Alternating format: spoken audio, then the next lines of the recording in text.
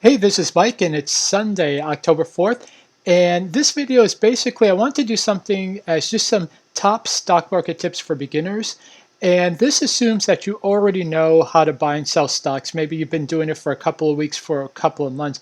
But I just wanted to share with you just some tips that'll help you out a lot because new investors tend to blow up their accounts, whether you're trading stocks, options, Forex, or whatever. I'm going to focus mostly on stocks and options. And I just want to help you not make any big mistakes because what could happen is you make big mistakes, you lose a lot of money out front, and then you try to make reckless bets in the market to try to make up for those initial losses, and then you end up blowing up your account. It happened to me when I started trading 20, 25 years ago. So I just wanted to help you. I think it'll save you money, it'll save you a lot of frustration, and it'll put you on the right path to making the money that you want to make in the stock market and ultimately help you build wealth, which is something that could definitely happen. But as you'll see in my stock market tips, you do have to give it time. You can't, rush into it. So I have I think like 7 tips here I just wanted to share with you. Here's the first tip. Know your goals. So for instance, the S&P 500, the 500 sort of basket of US stocks that make up the S&P 500 returns on average 8 to 10% a year. This is what is sort of the standard in the stock market, and many stock professionals cannot beat the S&P. So this is kind of a realistic look at what most investors should aim for the year. Now, if you're really ambitious, you can go for 20% or whatever, but you should at least know what your goal is. And your goal should be to, at the very least, beat the S&P 500, but don't expect to double your portfolio or get a 50% return in a year. If you try to do that, you will blow up your portfolio because you're going to make a lot of reckless bets and you're going to do a lot of things with your stock portfolio that's just going to end up losing you money. So, like personally, what I like to do is I just like to beat the S&P each year. And so with my personal portfolio, 90% of my money is in the S&P 500, and then the other 10% I do a sort of covered call and cash secured puts, what's known as the wheel strategy, and that helps me get a little bit of an edge on the S&P 500 each year, and that's all I can do because if I can't beat the S&P 500, I just keep 100% of my money in the SPY ETF. So it's very important to know your goals because when you know your goals, it allows you to have the right stock market investing strategy or stock and options investing strategy. So the first tip there is to know your goals. The second tip is to, when you're investing, start where you already have an area of expertise. So for instance, let's say you're a nurse or a healthcare professional. Look at medical stocks, look at pharma stocks. If you're in the programmer or in the tech field, look at tech stocks. If you're an accountant or if you work with finances, look in finance or banking stocks. This is because you're going to have probably more knowledge about these stocks already before you start investing. Just to give you a little bit of a background, I have a background working in the ad field in advertising. And when I started investing in the 90s, I got caught up in the tech stocks. That's what actually drew me into investing because everywhere where when I was working at my at the ad agency, a lot of the more senior guys were walking around talking about how they just made $5,000 today trading stocks. And I'm thinking, how are they doing that? And I started reading up on stock news about companies going on something called like .coms or the internet. So I started investing in .com stocks, not knowing one thing or the other about .com stocks. Now I did make money because everybody was making money back during that .com boom, but then all the stocks came crashing down. What I did do after that is I started looking at ad agency stocks. And right away, I knew because I worked in the ad agency field, which ad agency stocks were going to do better than others because I knew what ad agencies basically they live and die on what accounts that they have. And I knew certain ad agencies, their big accounts were in trouble and they were probably going to move soon because the ad agency business is very close knit. So you know a lot of information that the average investor wouldn't know. And my first real gains in the stock market came by trading ad agency stocks. Like for instance, there was one small company out of Canada, ad agency company, I believe it was MDC Communications, and they were growing by buying hot small ad agencies around the country. And I knew that these people had a great head for finding these little ad agencies that were able to get big accounts. So I bought stock in that company, and that stock was just like it was almost like the Tesla of ad agency stocks. It was going up like 50% a year for like 6, 7 straight years. So start in a field that you already know. Look at those companies, and chances are you're going to be real comfortable investing in those stocks, and you may be able to easily beat the market by starting in those areas first.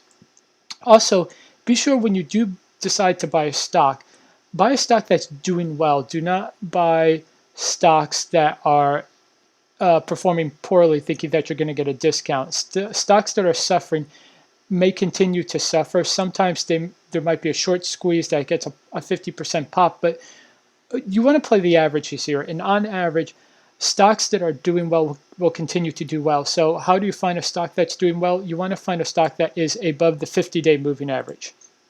The 50-day moving average is just basically the average price of that stock over the past 50 days.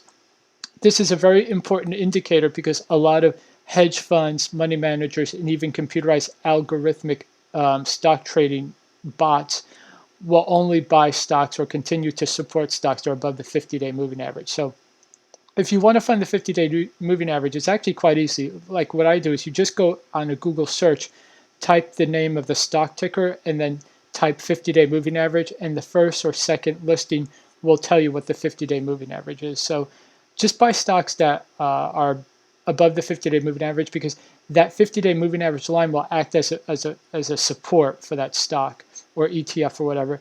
And if that stock or ETF falls below the 50-day moving average, and that's an indication that you should sell that stock if you're if you're nervous about the future of that stock. If you're not, if you know a lot about it, then you can hold on to it. But I'll discuss that a little further. But the next tip I have here is actually look at dividend stocks. Dividend stocks sometimes are overlooked by younger investors because they feel like this is old people stocks.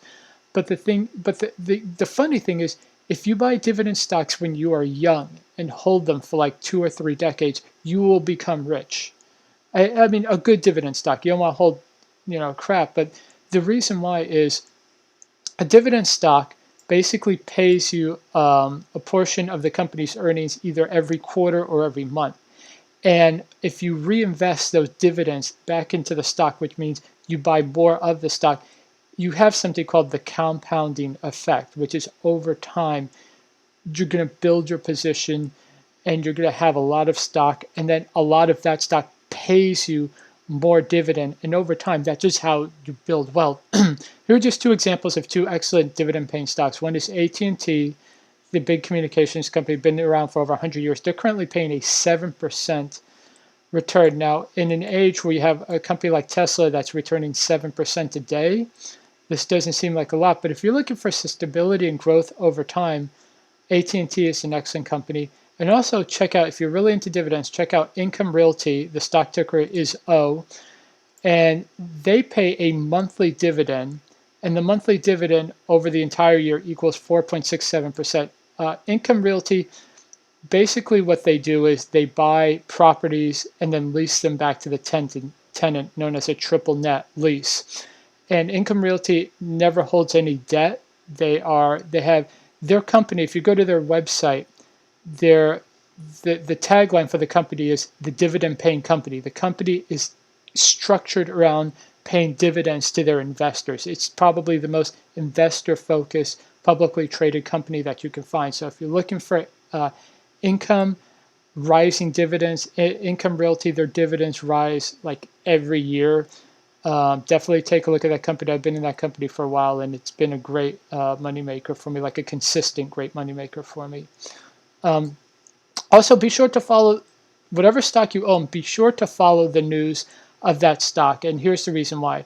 Sometimes a stock will move down on you, and you get nervous and you want to sell the stock, but you really only want to sell that stock if it's moving down on like bad news. Sometimes a stock will move down because the market in general is moving down, but the company otherwise is doing great.